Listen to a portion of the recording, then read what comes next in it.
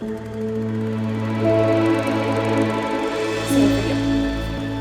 everybody, and welcome to Jobs in Showbiz.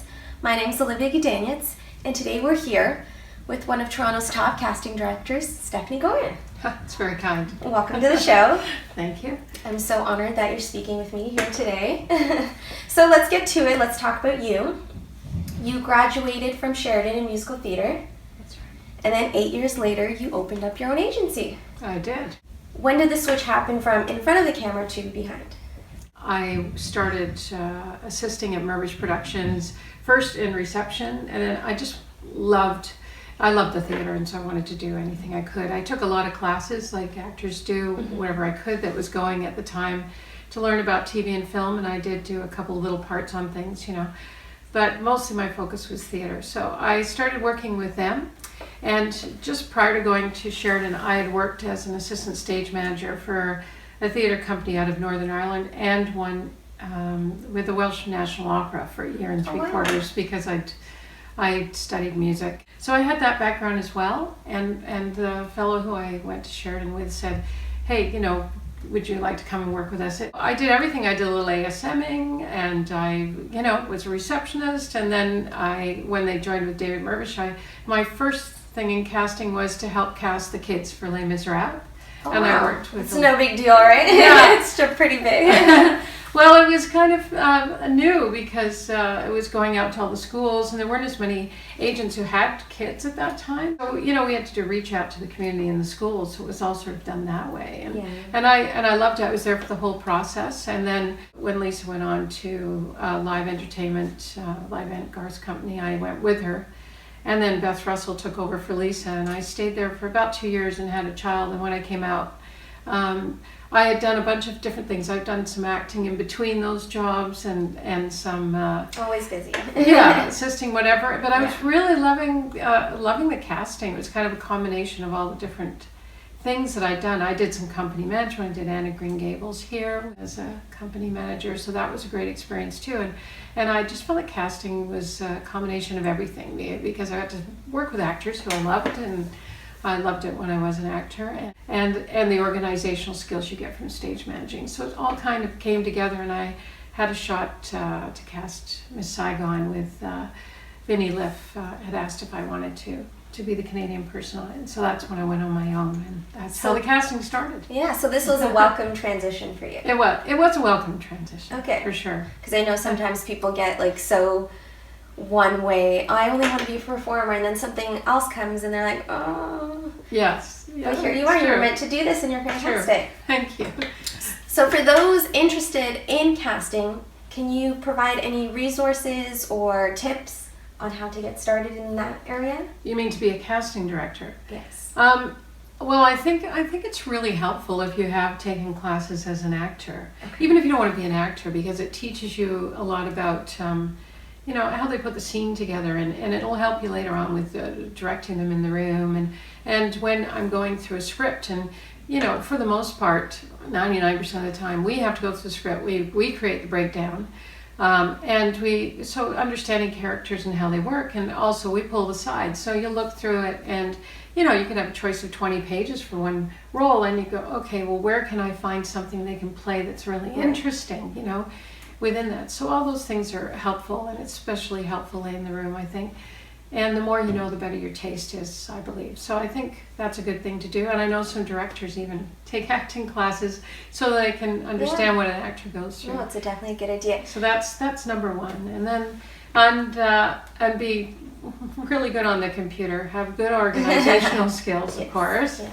And I think, honestly, the best way is interning with somebody in casting, because certainly working for an agency would be helpful as well. But I've had interns work here through the years, often through a college program. Okay. They're just finishing up and they're getting their hours, and it's funny because 3 of them have become agents, assistants, or actual agents, and a couple of them have gone into casting themselves. So I think you learn more by actually going in there and doing it, and because it's complicated. A lot of our work is here in the office. It's not out doing the casting. It's everything else, like when you have a doctor's appointment, you call me and you're one of 100 people we're setting up that day, and everybody wants a time change, you know? Right. Dealing with those sorts Little of nuances, things yeah. and replacing people and picking the right people and doing deal memos and breaking down scripts, and a lot of it happens here in the hub. What about extras casting? Did you ever dabble in that? Would you recommend somebody that wants to eventually be a casting? I did it once. Yes. It's exhausting.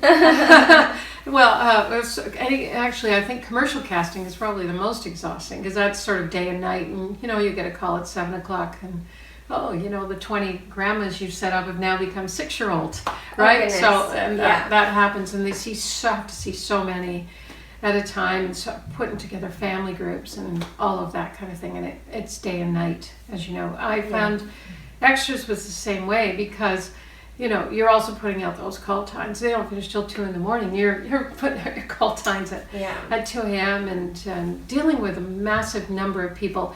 Well, I prefer dealing with actual actors. Right. Because as we know, not all extras are actors. Yes. Are particularly good actors.